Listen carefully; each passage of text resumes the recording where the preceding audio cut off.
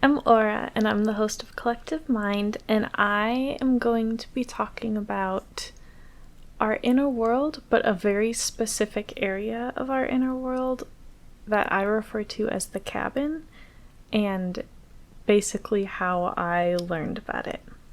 So if you've been watching for a while, you might know that I don't have access to my system's inner world. I am always front stuck, so I'm either co-conscious or co-fronting or fronting basically all the time. And that has been true for the most part, I'm pretty sure, since I became a host a while ago now, like over 10 years ago now. But I have some like general awareness of our inner world, and I have a few very specific memories that I had thought at the time were dreams of a specific area of our inner world. So this was what I thought at the time was a recurring dream. And I now know it was me spending brief amounts of time in our inner world, but I didn't know what it was. I didn't know about the system at the time. This was years ago. And the dream would start where I was standing outside a car, which I now know is the car that we go in to front. Basically, it's like the fronting area of our inner world. For the most part, there are some exceptions to that. But I would be standing outside that car, and I was facing like a rundown cabin, which was in front of a cliff that had a sea behind it, like an ocean. And I couldn't see the water, but I knew that there was water behind it, and that it was a huge like drop down off of a cliff. And the car would be directly behind me, and I wasn't looking at it. I didn't know what it looked like, but I knew there was a car behind me, and there were like woods behind that. It's like I was facing directly at the cabin with the cliff and the water behind it, and then all the way around on the other sides was woods, with the car in between me and the woods, if that makes sense. From the outside, the cabin was run down, like I said, but it looked like a single room, like size, and from what I could see from the outside, it looked like a one-room cabin with a front and a back door. Parts of it was like broken, like the structure itself was broken in places, but I couldn't see through like the gaps in the walls or the windows or anything like that. I couldn't see anything inside. And then I would suddenly be inside the cabin. It moved like the way dreams do, which I think is because pieces of my memory I would lose before like waking up and remembering the dream. I would lose pieces of like how I got there. So like from my memory of it still, I would suddenly be inside the cabin. And I knew that I was inside the cabin, but it didn't look anything like it should have looked based on what it looked like outside. It wouldn't be run down anymore. And nothing looked right. Like the size of the room was wrong. Everything didn't match. And I would essentially go through multiple rooms that were functioning like a maze, kind of, and the rooms themselves were trying to keep me from progressing further. So I don't remember most of the rooms, but one that I do remember is a room full of beds that had no doors in it, and I would just have the overwhelming need like to sleep. I would feel exhausted and a like really strong pull to lay down in one of the beds and just fall asleep. And if I would stay awake long enough, I would suddenly be in the next room. But again, I don't remember what most of the other rooms were, but it was that kind of thing where the rooms themselves had some kind of effect that was trying to keep me from getting to the next room. And the order of the rooms and which rooms they were different every time. And the only other room that I remember anything about is the like real room, which sometimes I wouldn't get that far before I would wake up, which I don't know if this was happening while the body was sleeping, because in our system at least, alters can be active in the inner world even when the body is sleeping. So that might be what was happening, and then waking up would pull me back to the front, which was why I thought it was dreams. Or it might have been that, like, I would lose extra time and then, like, it would line up with waking up or something. I don't know. But sometimes I wouldn't get all the way to the actual room of the cabin. But the real room of the cabin itself looked on the inside like you would expect from the outside. It was the right colors, it was the right materials, it was run down, it was the right size, all of that. But once inside, I could see bookshelves that had boxes on them of all kinds of different sizes and shapes and stuff like that. They looked almost like board game boxes, but they weren't labeled in any way. And I knew I was looking for something, but I didn't know what I was looking for, but I knew it was really important to me, and I was, like, urgently looking. I knew I had some kind of, like, time limit. And again, sometimes I would wake up when I was in the middle of looking without finding anything. But sometimes I would get all the way through the dream, and a figure who I now call the guardian would appear in the back doorway. So that would be the doorway that was facing the cliff and the water.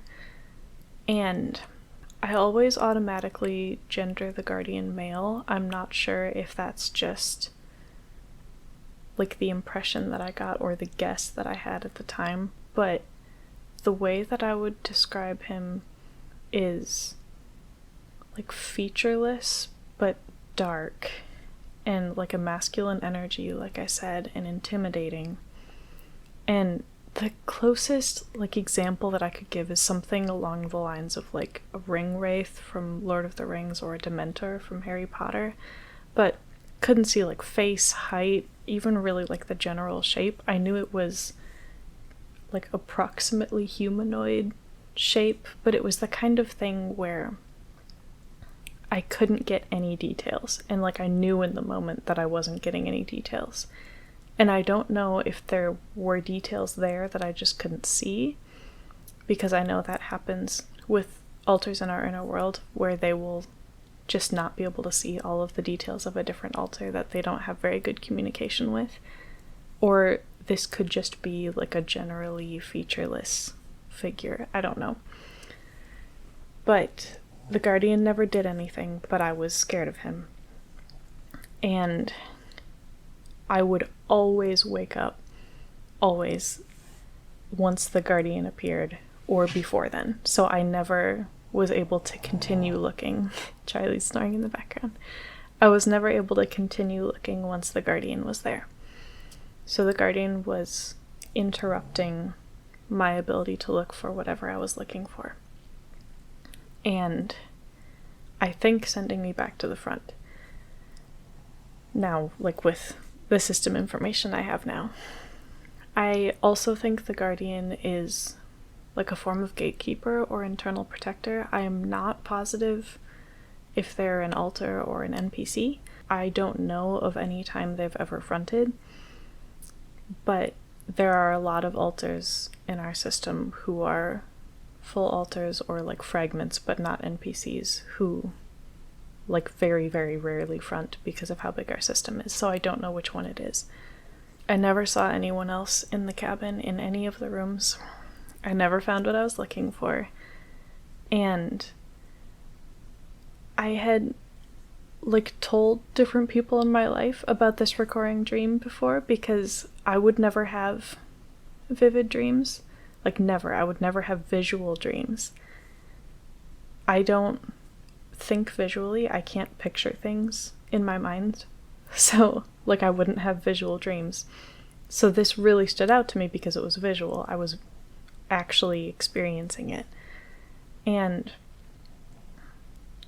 I had it several times through a period of a few years. And it would be a little bit different every time.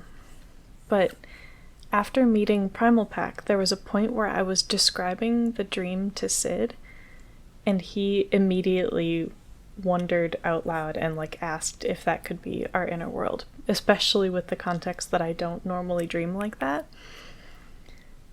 And I've since had that confirmed by other alters in my system who can walk around our inner world, like Jaden, etc. But I've also learned that this cabin is like one of the very, very highly gate-kept areas of our inner world.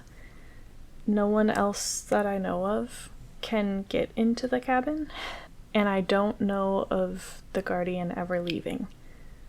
So, although they wouldn't always be like visibly there, so I don't know if that's like a dimensional thing, because there are a lot of dimensional things in our inner world. But there are lots of layers of protection, because there's like the different rooms that try to stop you from getting to the real room. But before that, there's like barriers and stuff that would prevent a lot of alters who shouldn't have access from getting even into the rooms that try to stop you from going further. They wouldn't be able to get in at all. And there are a lot of alters in our system who wouldn't even like notice that the cabin was there. It would just be kind of obscured from their awareness, which is part of why we didn't talk about this in the first video that we made about our inner world, because we wanted to discuss with protectors and gatekeepers and things if it was a good idea for this information to be like publicly available, primarily for other people in our system to potentially go and watch. So we decided that the like natural protections, I guess, that are built into the cabin are enough, and that I'm not sharing anything that could help someone bypass that, really, except I guess maybe the description of that one room. But the thing you have to do to get through the room with all the beds in it is pretty clear. So yeah, that's a semi-complicated story of how I learned what part of our inner world is like. It's the area most immediately outside of the fronting area where I always am. So that was one of the things that helped me get my bearings for what the immediate area around me is in our inner world. And yeah. If you have any questions, feel free to let us know. I don't have a whole lot more information about it than what I said, but you might, who knows, hit on something specific that I do know about that I forgot to say.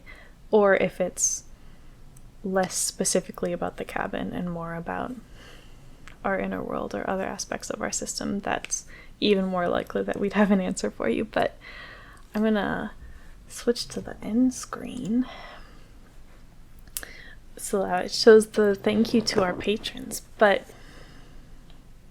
how do I do end screens?